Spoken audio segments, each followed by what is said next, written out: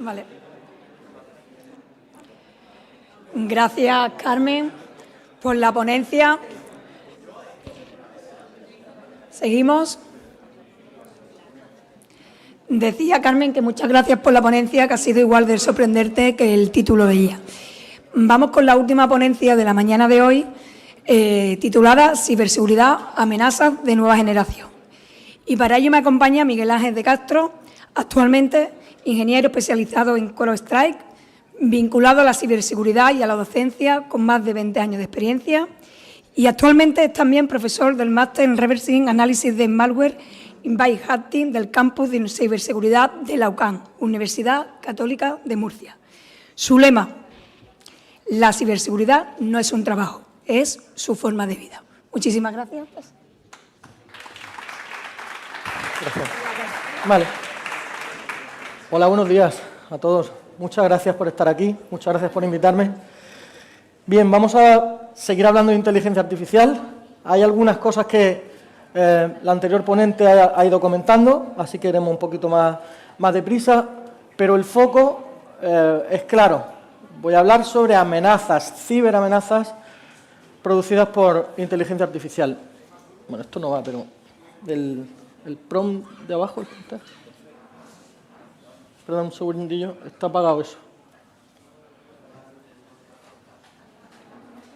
Bueno, voy empezando. Ok.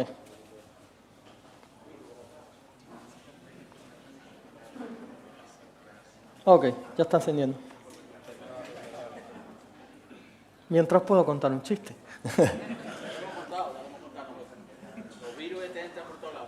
Sí. Bueno, mientras... ahí está. Vale. Voy a hablar primero de los tipos de amenazas que hay y los tipos también... Vamos a comentar por encima los tipos de inteligencia o de algoritmos, de modelos... Bueno, no vamos a entrar en mucho detalle, ¿vale? Y un poco por encima y qué uso le dan los malos. Vamos a hablar de los tipos de amenazas que se pueden generar con inteligencia artificial y luego no todo va a ser malo. También vamos a hablar de cómo es posible utilizar esta tecnología para la detección de amenazas avanzadas. Bien, los tipos de IA. Para empezar, la inteligencia artificial lo que habilita es la automatización, es la adaptabilidad y la generación de datos, ¿vale? Tiene capacidad de aprender y también de predecir datos futuros. Interesante y ahora veréis por qué. Modelos, algoritmos, hay muchos, ¿vale? La compañera anterior ha estado comentando algunos. Parece que no va el mando muy allá. Esto es la IA que me está... Ahí va. Tenemos redes neuronales convolucionales para análisis de imágenes y de vídeo. Esto lo utilizan los malos, luego explicaré cómo. Tenemos Deep Learning, se utiliza en diferentes contextos, básicamente para analizar grandes conjuntos de datos y para generar texto. Tenemos las redes neuronales recurrentes para procesamiento de secuencias de datos, como puede ser texto, como pueden ser comandos. Los clasificadores de Machine Learning que me permiten etiquetar datos. Va a estar complicado. ¿Sí? ¿Tenéis otro mando o...? No, está allí, el uso está allí. Vale. Si lo acercáis un poco, lo que sea.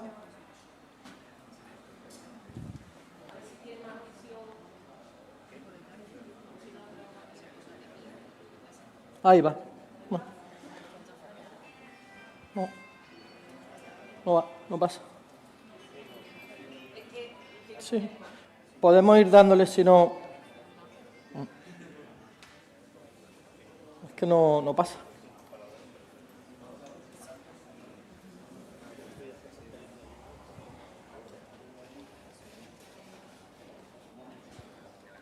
No puedo. ¿Puedo darme carreras también de aquí a allí? No pasa de ninguna forma, ni aquí ni allí. Ahí va, vale.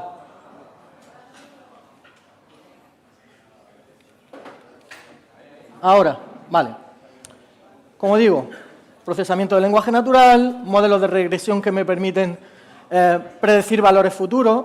Esta es una funcionalidad muy interesante porque a base de mirar en el pasado, es capaz de predecir datos futuros, ¿vale? Aprendizaje automático, que son algoritmos que se mejoran a sí mismos, basados en la experiencia, en el entrenamiento, los algoritmos genéticos, que vamos a focalizar hoy un poco en ellos también, porque son capaces de generar código fuente, es decir, otros algoritmos, y así funciona. Aquí hago una pequeña parada en las GANs, o redes adversarias generativas. ¿Por qué? Los malos y nosotros, los que nos dedicamos a defender, las utilizamos mucho. ¿Cómo funciona? Se compone de dos partes. Tienes el generador y tienes el discriminador. Básicamente lo que sucede es que se parte de una semilla de datos aleatorios que se facilitan al generador. El generador tiene una función, la que sea, generar código, generar un algoritmo, lo que sea, pero siempre partiendo de esa semilla. Una vez que se le pasa esos datos y el generador genera lo que se le ha pedido, lo que hacemos después es utilizar ese dato creado por el generador y luego le damos un dato real, de lo mismo que le hemos pedido. Y luego tenemos el discriminador, que de lo que se encarga es de identificar si es algo hecho por el generador o es algo real. Es decir, tengo un modelo que se entrena y se retroalimenta de forma continua todo el tiempo. Una máquina entrenando a la otra y viceversa, ¿vale? Esto lo utilizamos mucho para temas de detección de malware, ¿vale? Generamos malware de forma sintética, lo detectamos y así en un ciclo continuo, ¿vale? ¿Amenazas que se presentan con la inteligencia artificial? Pues como permite automatización y adaptabilidad, igual no lo va a hacer en la generación de amenazas. Y como tiene capacidad de aprender, le vamos a dar, no, están utilizándolo porque son capaces de evadir las defensas tradicionales que tenemos hasta hoy. Vale, antes de seguir con la IA, voy a hacer un pequeño inciso en ingeniería social, porque gran parte de los ataques que está utilizando, que se apoyan en que están utilizando hoy inteligencia artificial, son para ingeniería social. ¿Qué es esto de la ingeniería social? Ingeniería social es engañar a la víctima para que te dé la información que tú quieras, ¿vale? Suele ser, obviamente, información confidencial. Mis cuentas bancarias, cualquier cosa, ¿vale? ¿Qué sucede? Está complicadísimo esto. Va. ¿Qué sucede? Que generalmente van a atacar nuestra identidad digital. ¿Qué es nuestra identidad digital? Pues son un conjunto de datos que nos definen a nosotros mismos y que gracias a las redes sociales, a la proliferación que ha habido, pues están en Internet, accesibles a todo el mundo, ¿vale? ¿Qué tipo de información compone nuestra identidad digital? Nuestros datos personales, nuestros gustos, nuestros amigos, los comentarios que ponemos en redes sociales, las fotos que subimos, nuestra familia, todo eso está expuesto en Internet en la mayoría de las personas, ¿vale? En la mayoría de los casos está expuesto a Internet. ¿Qué sucede con eso? Que cuando tengo un atacante que quiere utilizar la ingeniería social para engañarme, por el motivo que sea, va a tener un conocimiento muy específico sobre nosotros, sobre nuestra familia, nuestros gustos, cualquier cosa. Entonces, cuando me hacen llegar un mensaje, generalmente por email, por teléfono, o han llegado a todos, seguro, los mensajes de phishing, teléfono phishing, ¿vale? Presencialmente también puede pasar, ¿vale? Lo que sucede, y aquí tenéis una serie de ejemplos, ¿vale? Se hacen pasar por marcas de confianza, por entidades gubernamentales, apelan a nuestra codicia, es decir, te llega un que te dice que te ha tocado un premio de lotería o te van a dar dinero si me ayuda a pagar tal cosa, o apelan también a la amabilidad o a la curiosidad, al miedo. Cuando te llega una carta de Hacienda, ¿vale? Un email de Hacienda, lo primero que te entra es congojo, ¿no? Por decirlo de alguna forma. Bien, pues todo esto ahora, con la ayuda de la inteligencia artificial y toda la dispersión de datos que tenemos de nuestra identidad digital, se ha hecho muy, muy, muy preciso, ¿vale? Ya realmente cuando te llega un mensaje, te lo han hecho a ti. Vale. Es que no funciona. Vale. ¿Qué problemas tenemos? Pérdida de... ¿Puedes darle, por favor, Manu? Ve pasando porque así es imposible. Va. Gracias. Bien. La inteligencia artificial genera una serie de problemas, ¿vale? Y tiene una serie de carencias. En este caso, por ejemplo, pérdida de confidencialidad de la información, lo acabamos de hablar. Si yo me dedico a subir información mía, a proporcionarla a una herramienta como esta, esos datos, ¿dónde acaban? No lo sabemos. Si yo cojo un documento de mi compañía para que me haga un resumen, esos datos, ¿dónde acaban? ¿Quién los posee? ¿Cómo los protege? ¿Vale? Entonces, tenemos una pérdida de confidencialidad siempre. Alucinaciones. Cuando no sabe algo, pues se lo inventa, ¿vale? Entonces, hay que tener cuidado con lo que se utiliza o la información que se saca porque se la inventa. Ataque de ingeniería social avanzada, lo que estábamos comentando. Puede crear perfiles de víctimas, puedo tener perfiles de víctimas muy concretos, muy precisos. La generación de ese contenido de texto que me mandan para engañarme es que utiliza mi familia, utiliza mi gusto, utiliza mis aficiones, utiliza todo, porque esa información está disponible y la máquina es capaz de entenderla, procesarla y utilizarla. Y esto no es ciencia ficción, esto ya se está haciendo, ¿vale? Incluso las páginas web que se generan para phishing, para hacerte picar y demás, también las generan máquinas, ya no son personas haciéndolas, ¿no? Y han alcanzado un nivel de precisión que no ayuda a nada a detectarlo. Antiguamente, cuando te llegaba un phishing, pues sabías que había algo mal escrito o había una foto con poca resolución. Eso se ha acabado, ¿vale? Son de muy alta precisión. La selección de víctimas. Cuando yo tengo mucho volumen de datos, he robado a lo mejor muchas credenciales a mucha gente, puedo seleccionar cuál es la víctima más adecuada. Porque va a tener más dinero, porque va a ser más fácil de llegar a ella, por lo que sea. El cálculo de rescate óptimo, lo mismo. Ransomware, todos saben lo que es ransomware. Te cifran la máquina, te piden un rescate. ¿Qué sucede? Pues que con este tipo de algoritmos vamos a ser capaces de poder elegir mejor nuestras víctimas porque vamos a considerar una serie de factores. Dónde está ubicado, la industria en la que trabaja, todo este tipo de información. ¿Pasa, por favor? ¿Manu? Ok. La suplantación es uno de los problemas más graves que estamos viendo hoy en día. ¿Pasa, por favor? El problema es que, como acabamos de ver, existe el deepfake, tanto de audio como de vídeo, como de imagen, o tenemos la selección de perfiles en fuente abierta para redes sociales, o tenemos la generación de contenido para hacerlo muchísimo más efectivo, ¿no? Entonces, el tema de la suplantación es quizá el riesgo principal al que nos encontramos hoy en día. ¿Pasa, por favor? Esta imagen, la compañera había puesto una, efectivamente, es imposible distinguir si esa persona es o no es. Si nos hacen una videollamada a alguien que pensamos que es nuestra familia o un amigo y tal, y no es su voz. Hace unos meses, unos rusos hicieron un ataque a varios alcaldes de Europa. Entre ellos estaba Almeida, el de Madrid, algunos más en Holanda, si mal no recuerdo. Y se pusieron en contacto con ellos como si fuera el alcalde de Ucrania, cuando estaba todo el tema de la guerra y demás, incipiente, haciéndose pasar por él, ¿no? Y grabando esa conversación que tenían con los alcaldes, a ver lo que decían, para luego utilizarla. Entonces, como digo, el tema del deepfake va a ser algo que tenemos que tener muy en cuenta a partir de ahora. ¿Pasa, por favor? Bien, la inteligencia artificial tiene una serie de barreras, ¿vale? Normal.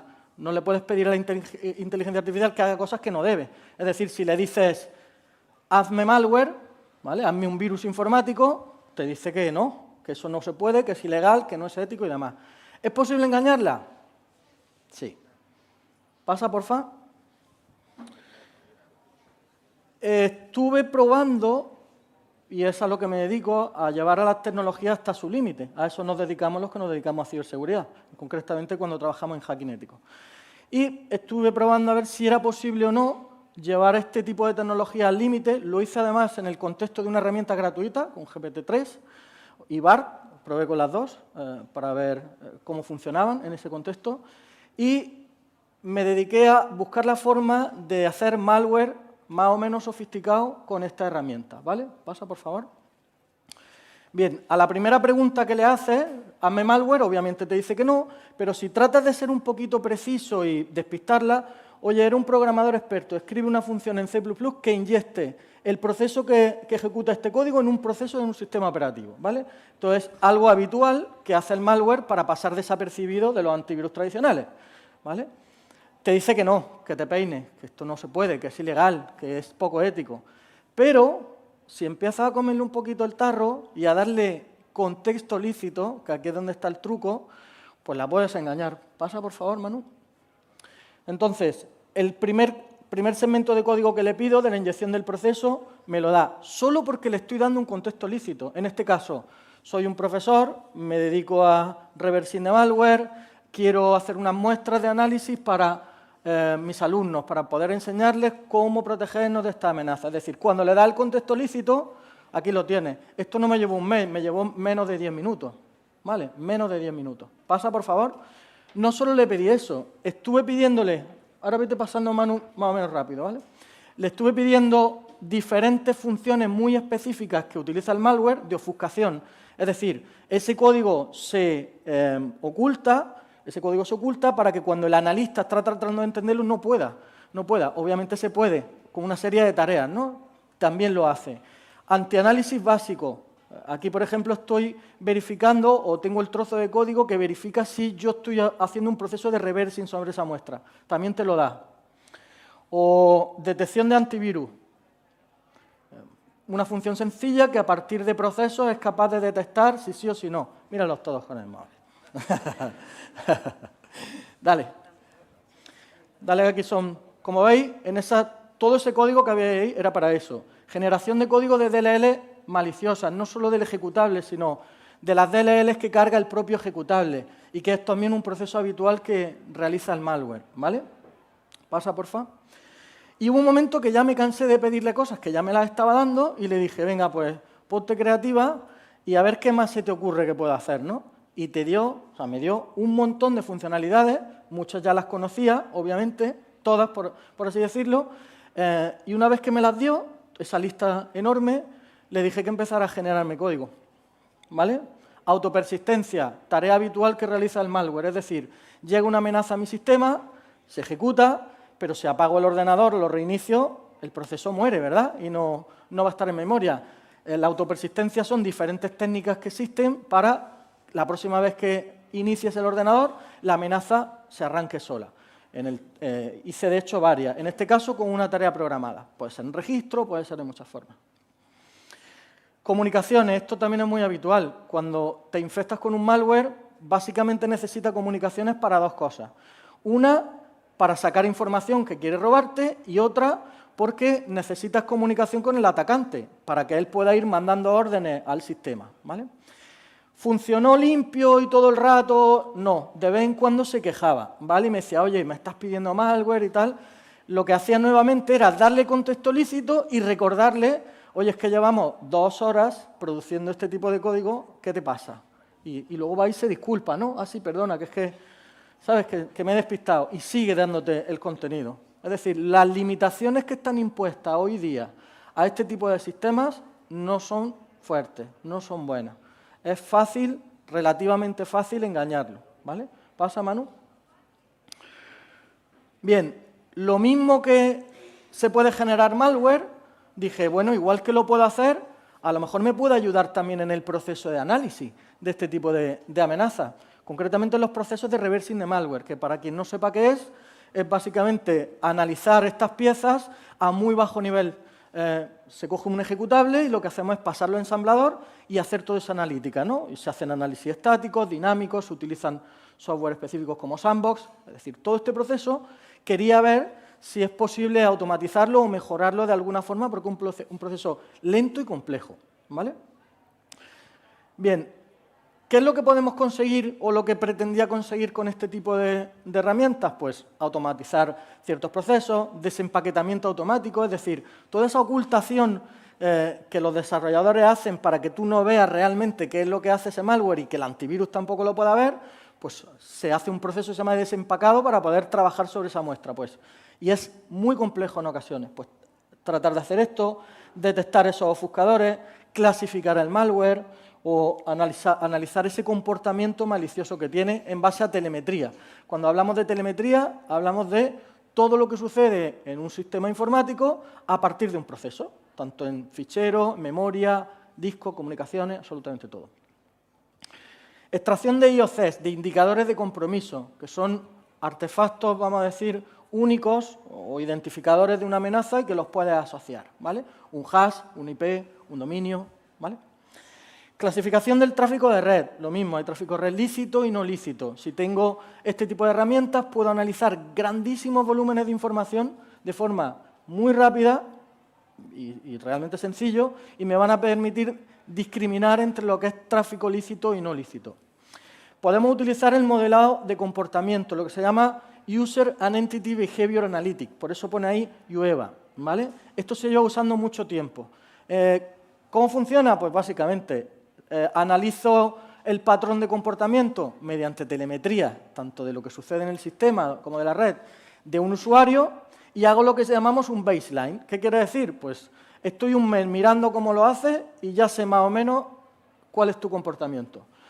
Después, si el sistema identifica en ese comportamiento que hay una desviación de esa línea base, pues entonces básicamente lo que sucede es que te alerta. Oye, esta no es la misma persona o no se comporta exactamente igual, ¿vale? Muy típico cuando roban las credenciales. Alguien utiliza las credenciales que ha robado en un entorno que ni a la misma hora, ni en el mismo día, ni, o incluso en otro sistema diferente, y como es algo que no pasa habitualmente, pues, por ejemplo, en el sector público, un sábado a las 3 de la mañana es muy probable que no sea ningún empleado, ¿verdad? Bien. Vale, pasa al siguiente. Aquí lo que estáis viendo es una... Bueno, a la izquierda hay un diagrama de flujo de la función principal de un malware, desarrollado por mí para las clases, sin mucha sofisticación. Lo detectan 53 motores de 70 para fines educativos, ¿vale? Y quise ver qué podía hacer con ChatGPT a la hora de analizar, ¿vale? Pasa, porfa. Lo que veis a la izquierda son los imports. ¿Qué quiere decir esto? Cuando yo tengo un programa informático, el que sea lícito o no lícito, incorpora DLLs, que son librerías predefinidas que realizan unas funciones. Si yo quiero escribir en pantalla, hay una función que hace eso. Yo quiero crear un fichero, hay una función que hace eso, ¿vale? Pues todas esas DLL incorporan esa llamada. Las primeras, Resclocate y demás, tocan registro de Windows, ¿vale? Habitual cuando hay persistencia y demás. Entonces, cada una de ellas vale para algo. Intenté ver si era posible, pues yo de un vistazo sé lo que hace, ¿vale? Pero es cierto que te ahorras tiempo si te lo dan resumido y te lo dan hecho. Entonces, probé a hacerlo y efectivamente esto funciona bien, ¿vale? Pero es muy sencillo. Esto no tiene ningún misterio ni magia. Lo puedes buscar en Google y ya. Pasa a la siguiente, porfa. Luego aquí lo que le di fue código desensamblado en un pseudocódigo muy parecido a C, pero no es exactamente C, de un trozo del malware. ¿Para qué? Pues para ver si era capaz de explicarme qué sucedía ahí. Y sí, lo hace bien, pero, y aquí viene el pero. El pero, y es lo mismo que le pasa a un humano. Cuando tú tienes un malware, tiene muchísimas funciones, muchísimas. Hablo de centenares, miles en ocasiones. Entonces, no están nombradas, no sabes lo que hace cada una. Y tienes que analizarlas y ir renombrando para enterarte de qué es lo que sucede allí. Entonces, las funciones autocontenidas, por así decirlo, te explicaban muy bien lo que hacían, pero cuando una función llamaba a otra función, como no tenía el contexto de la siguiente, no es capaz de hacerlo, ¿vale? Yo cuando lo estoy analizando a mano me pasa lo mismo, y lo que tengo que ir pivotando de la función en la que estoy a la función en la que tiene la llamada para poder trabajar sobre ella y entenderlo, ¿vale? Entonces, magia no hace, ¿vale? Magia no hace. Pasa a lo siguiente. Aquí le estábamos dando un payload, ¿vale? Como veis, está en Klingon, ¿verdad? Y básicamente cualquier exploit o cualquier amenaza avanzada o no tan avanzada, malware, incorporan un trocito, una parte que se llama payload. Payload es la carga maliciosa. Si quiero que me abra una terminal, quiero que me cree un usuario, lo que sea, que me borre un disco, todo eso es el payload. Y es ese trocito de allí. En ese caso, concretamente, eso hace un execv para ejecutar bin/sh. Para el que no lo sepa, en Linux es para tener una terminal. Cuando te ejecutan un exploit contra un servicio, generalmente el payload es este, ¿vale? Lo lanzas contra un software desactualizado y automáticamente se te abre una terminal. Pues la magia es ese trocillo pequeño que hay allí. Y esto lo hace muy bien, analiza muy bien. Como explicaba Carmen anteriormente, son datos. Sabes cómo tienes que transcribir el /x31 que corresponde con una letra o el /xc0 que corresponde con otra, ¿vale? Entonces esto es sencillo y lo hace bien. Pasa, porfa. Vale. Dale una más. Bien. No solo podemos generar amenazas de malware, no solo podemos analizar malware de forma, utilizando este tipo de herramientas, sino que además somos capaces de detectar este tipo de amenazas. Y la buena noticia es que llevamos muchos más años detectando amenazas utilizando inteligencia artificial que los malos utilizando estas capacidades para hacer el mal. Creo que de las únicas veces que hemos ido por delante de los cibercriminales y en general de los adversarios. Entonces, ¿qué podemos hacer con este tipo de herramientas? Básicamente, como hemos dicho al principio, tienen esta capacidad de análisis enorme de datos, ¿no? Y lo hacen muy rápido. Cuando tenemos un fichero ejecutable, sabéis que está muy bien, bueno, si no lo comento, está muy bien estructurado. ¿Qué quiere decir? Tengo cabecera y tengo secciones. La cabecera le dice al sistema operativo cómo operar con ese fichero. Y las secciones, pues en .text tengo el código compilado. .data tengo las import. .src tengo el iconillo, el idioma. Es decir, está muy bien estructurado. Hay miles de parámetros que observar allí. Y cuando se hace malware, esa morfología de esa estructura, en teoría bien delimitada, cambia. Cambia porque cuando introduce funciones específicas para antiofuscar, o sea, para evitar análisis, de ofuscación, de cifrado como hace el ransomware, de robo de datos, es decir, todas esas funcionalidades generan una forma más o menos parecida. ¿Qué sucede? Que si analizas trillones de ficheros buenos y trillones de ficheros malos, eres capaz de detectar un fichero si es malo o bueno, aunque nunca lo hayas visto, jamás. Al contrario de lo que sucedía antiguamente con los antivirus tradicionales, ¿verdad?, que todos habéis tenido uno o seguís teniendo uno, funcionan por firma. Es decir, tengo una base de datos, llega un fichero, lo conozco, como si fuera un catálogo. Lo conozco, lo he visto antes, sí, y es malo. Ok, esto es malware, lo paro. No lo he visto nunca, no sé lo que es, vale. Con este tipo de sistemas ya no funciona así. Ahora los motores de Machine Learning son capaces de identificar si un proceso y un ejecutable es malo antes, solo mirando la morfología y aunque nunca lo haya visto, ¿vale? Esto es una de las ventajas de los motores que se añadieron hace unos años y que realmente han sido un avance, ¿vale?, para luchar contra este tipo de amenazas, porque que no se nos olvide, los adversarios han elevado también su nivel de sofisticación, utilizan cada vez más técnicas para evadir los sistemas tradicionales y para producir un volumen más grande de datos. ¿Qué pasa? Que es imposible con las tecnologías tradicionales de firma seguir el ritmo, no se puede, ¿vale? Por eso este tipo de motores fueron un superavance. Luego, también es posible detectar, como explicaba antes, el comportamiento malicioso. Cuando yo tengo un ordenador y trato de analizar el comportamiento que tiene un usuario, pues puede ser más o menos sencillo. Pero si trato de coger todos los ordenadores que hay, por ejemplo, en la Junta, en el Servicio Andaluz de Empleo, en Justicia, en el Servicio Andaluz de Salud, en todo, son una cantidad ingente de información de máquinas y de usuarios haciendo algo. Bueno, pues gracias a este tipo de tecnología y en base a la telemetría de comportamiento, somos capaces de detectar, como explicaba antes, si esa persona es quien es o no es, ¿vale? Y eso se hace, como explicaba antes, en base a comportamiento, ¿vale? Hemos incorporado otra serie de cosas. Con la aparición de ChatGPT y la explosión que ha habido, pues ya sabéis que, bueno, se ha puesto todo esto muy de moda, hay mucha gente que lleva muchos años trabajando en esto, pero ahora es que ha explotado, ¿no? Las soluciones deben, a día de hoy, este tipo de soluciones deben facilitarnos la vida, deben ayudarnos. Seguro que aquí hay mucha gente, he hablado con algunos de vosotros, que os dedicáis a IT, que os dedicáis a sistemas, ¿verdad? Hay trabajos repetitivos que llevan tiempo, hay trabajos de mucha volumetría que llevan mucho tiempo. Pues con herramientas de inteligencia artificial como esta, Charlotte, que está dentro del sistema de protección, simplemente con preguntas puedes tener la información de lo que tardarías semanas o días o meses en hacer, ¿vale? Puedes preguntar si tiene una vulnerabilidad en todo tu entorno con un software concreto. O puedes preguntar por los mayores riesgos del vertical en el que trabajas, pues en caso de sector público, pues del sector público.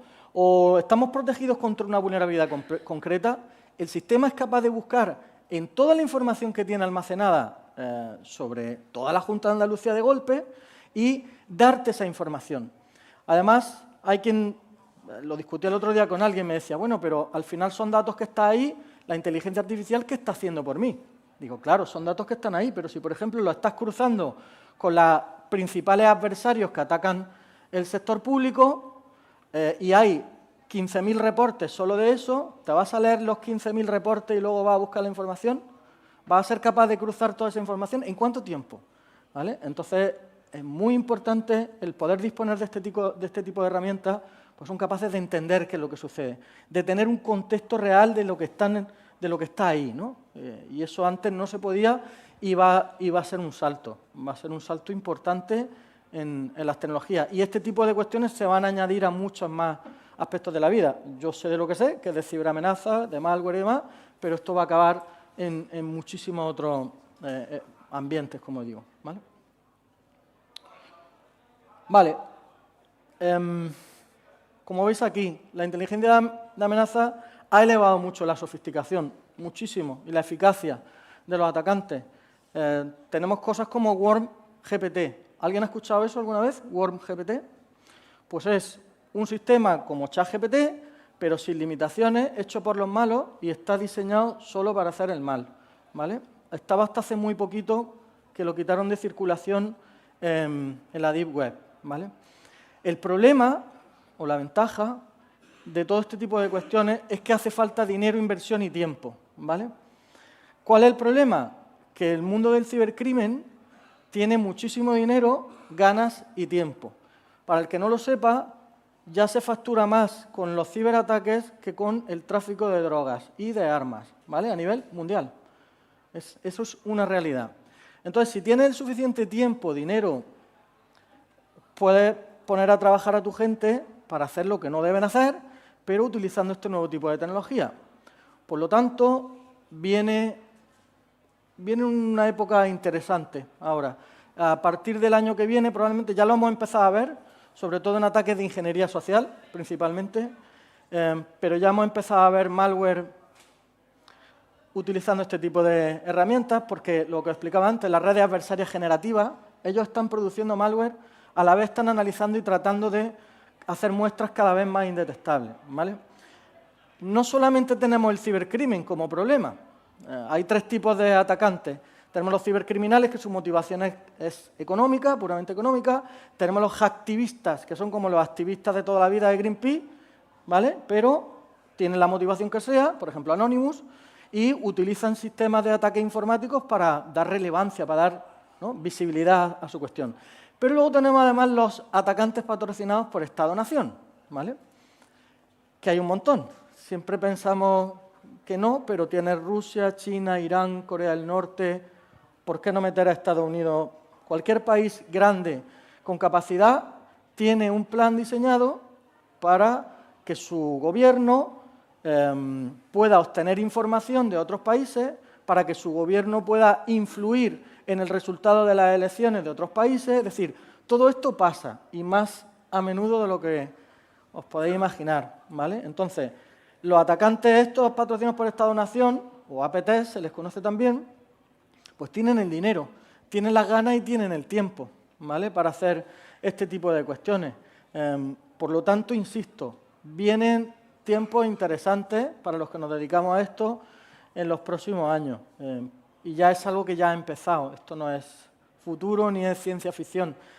Y habéis visto lo fácil que es, en un momento dado, romper las barreras, entre comillas, que han puesto para este tipo de sistemas, ¿vale? Es imposible y va a ser imposible, si jugamos con el contexto, limitar este tipo de cuestiones. No se va a poder. O elimina la posibilidad de que se genere cualquier tipo de código relacionado con algo malo, o no hay otra. No hay otra, porque como veis es muy sencillo de engañar este tipo de entornos. Entonces, si la sofisticación de los atacantes va a crecer tanto como ya está creciendo, pues es lógico pensar que nosotros también tenemos que ser capaces de elevar la sofisticación de las defensas, de cómo hacemos las cosas para parar a los malos, porque es necesario y porque va a pasar todos los días, ¿vale?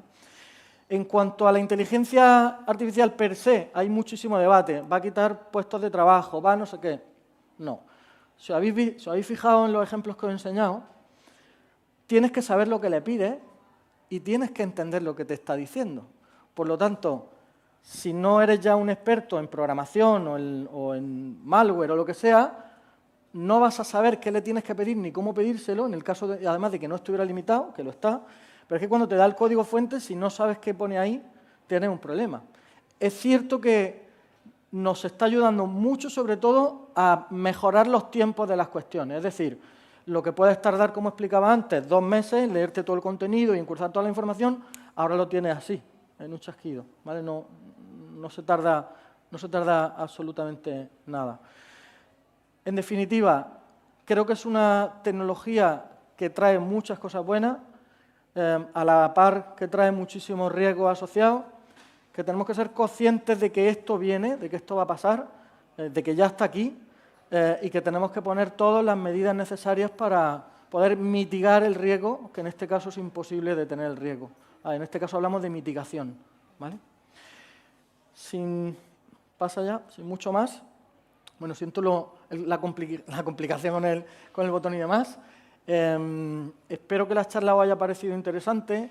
Si alguien quiere profundizar más, obviamente tenía que traer una charla que estuviera a un nivel que todo el mundo pudiera, que fuera accesible para todo el mundo, que se entendiera bien, pero si hay programadores, gente aquí que se dedique en profundidad a esto, pues puede contactar conmigo sin ningún problema y charlamos un rato y puedo incluso compartir el estudio, el research específico, ¿vale? Muchas gracias.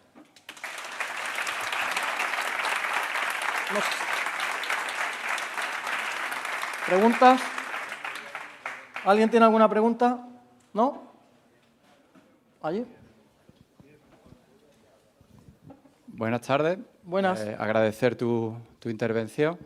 Y yo te quiero hacer una simple y llana pregunta, ¿vale? Desde tu experiencia y desde la realidad de los ayuntamientos. Hemos visto casos de robo de información en Jerez, Sevilla, intentos en otros pueblos más pequeñitos, Marchena. Y me surge una pregunta. ¿Cómo un virus puede entrar en un ordenador de un ayuntamiento, sirva el caso? Y porque sí que es verdad que la información que nos viene del periódico siempre nos habla de las consecuencias, de que están cerrados los sistemas operativos, de que hay una investigación en ciernes, en curso, que entra por un ordenador de un policía, etcétera, etcétera. Pero sí que es cierto, a la hora vamos a las tiendas, compramos un disco duro externo, compramos un USB. Ahora se nos dice desde el Esquema Nacional de Seguridad que es una locura meter un pendrive de un sistema operativo a otro, que tenemos que echar en la nube. Ahora tenemos, o Diputación en este caso, invierte una ingente cantidad de dinero para tener toda esa información en los servidores. Pero en el mero hecho de tramitar esa documentación, no llego a ver cómo puede entrar, como usted bien ha dispuesto. No es lógico que un sábado a las 3 de la mañana esté un funcionario trabajando. Pero, ¿cómo entra ese virus? Es buena la pregunta. Y además ayuda a explicar la primera parte, ¿no? Es cierto que siempre veis las consecuencias, nunca veis cómo pasa. Básicamente está lo que llamamos vectores de entrada, ¿vale? Los vectores de entrada principalmente son, sabes que tiene una organización, tiene sistemas que están expuestos a Internet, porque son servidores de correo, por lo que sea, ¿vale? Si esos sistemas no están actualizados, no están parcheados, que es la terminología que utilizamos, son susceptibles de que utilices un exploit contra ellos. Un exploit es un pequeñito programa que utiliza un fallo en el diseño o la implementación de ese programa para tomar control sobre él, ¿vale? Entonces, una de las vías es utilizar exploit contra servicios expuestos. Otra, la siguiente y es la más común, es la que está relacionada con el correo electrónico. Llevamos toda la vida sufriendo este tema y seguimos, ¿vale? No solamente es que entre malware, es que lo que pasa principalmente es que se llevan tus credenciales también, ¿vale? Entonces, cuando tienen tus credenciales de acceso a un sitio, ya son tú. Para la máquina eres tú. Para el sistema antivirus eres tú, ¿vale? Entonces, si no se implementan, como hemos dicho, ese tipo de medidas más sofisticadas que me hablan de comportamiento, pues voy a tener un problema, ¿vale? Generalmente esos son los dos grandes vectores de infección que hay, ¿vale? Servicios expuestos y correo electrónico. Más hay. USB. El año pasado, como es público, lo puedo contar. Una compañía de seguros grande salía a bolsa, línea directa, y habían encargado unos pendrive a la gente de marketing y comunicación para el evento. Salían a bolsa y le querían dar a toda la junta de accionistas, le querían dar esos pendrive. Hasta ahí no pasa nada. El problema es que habían comprado los pendrive en China y los pendrive venían en termosellados, con plástico, en una cajita, eso no lo había abierto nadie nunca. Pues venían unos cuantos infectados, además con de China, con un malware chino, Y es que se dedican a eso, se dedican al robo de información, habitualmente. Esto no es una cosa nueva. Las primeras vacunas que diseñamos en España nos las robaron los chinos, con un ciberataque. Es decir, esto sucede todo el rato. Y los vectores son los que son, como te he dicho. Explotación de servicios, tema de un correo electrónico, va a ser la forma más habitual. Pendrive puede pasar, mira lo que te acabo de contar, ¿vale? ¿Alguna pregunta, alguna cuestión? ¿No? Allí. Muy buena. Enhorabuena también por la conferencia. Gracias. Una pregunta, enlazando varias ideas que hemos estado viendo a lo largo del día de ayer y de hoy. Entonces, enlazando la idea de automatismo, machine learning, también ChatGPT, generación de código, ¿sería posible, para los ciberataques, realizar un sistema automatizado para que ataque y obtener la información? ¿Eso sería otra posible amenaza? Se está trabajando en eso. De hecho, lo que habéis visto hoy en la parte de, no tanto la de desarrollo, que está bastante más fácil, en la de análisis, y ahora termino de contestar tu pregunta.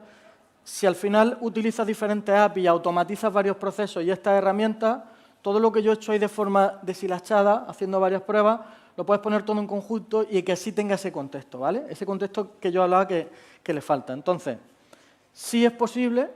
De hecho, en nuestro caso, por ejemplo, ¿vale? Por lo que hablo además de lo que conozco y en detalle. Nosotros utilizamos motores de inteligencia artificial para detección de amenazas, ¿verdad? Pero estos mismos motores son capaces de crear ese tipo de amenazas desde cero, de las que se ajustan en la kill chain. No sé si conocéis la matriz de Mitre, pero básicamente es un framework que me expresa todas las formas que tengo de acceder a un sistema, ¿vale? Lo resumimos así. Pues una máquina, mediante inteligencia artificial nuestra, ha sido capaz de generar un montón de técnicas nuevas que no existían, que a nadie se le había ocurrido y que nunca habían hecho. Y fue una máquina la que la generó. Esas técnicas, obviamente, se incorporan en los motores de detección y se ponen también en Mitre para que estén a disposición de todo el mundo. Porque si no sabes que así puedes tener un problema, nunca lo vas a detectar, ¿vale? Entonces, sí, se está trabajando en eso, tanto los buenos como los malos, y ya se están haciendo cosas. De hecho, hay cosas tan curiosas como controlar botnets. Para los que no sepáis qué es una botnet son cientos de miles, incluso a veces millones de ordenadores o sistemas informáticos, vale, cámara, IP, vale, lo que sea, controlados por un atacante, que se le llama pastor. Bien, lo que sucede es que controlar todos esos sistemas para hacer ataque pues lleva tiempo, es complejo porque son muchísimos ordenadores. Ya hemos encontrado atacantes que están utilizando inteligencia artificial para gestionar esos millones de ordenadores y realizar ataques de forma combinada a un sitio o a otro o hacer cosas determinadas, ¿vale? Eso está ya, ¿vale? Eso está ya, sí. O sea que sí, se está utilizando y se puede automatizar estos procesos, ¿vale? Igual que lo puede hacer para detectar, lo puede hacer en la fase del ataque, ¿vale? ¿Algo más? ¿Alguna cosa más? ¿Perdón? Sí, en las defensas lo utilizamos mucho antes de que los malos empezaran a atacar con este tipo de cuestiones. Tanto en el tema de como explicaba antes, ¿vale? Comportamiento por un lado, motores de machine learning para ficheros por otro. Sí, se utiliza y ya, como digo, fue un gran avance si lo comparamos con los sistemas tradicionales de antivirus de protección que a día de hoy no valen para nada. Eso es una realidad. ¿Vale? ¿Alguna pregunta más? ¿No? ¿No? Ok, pues muchas gracias.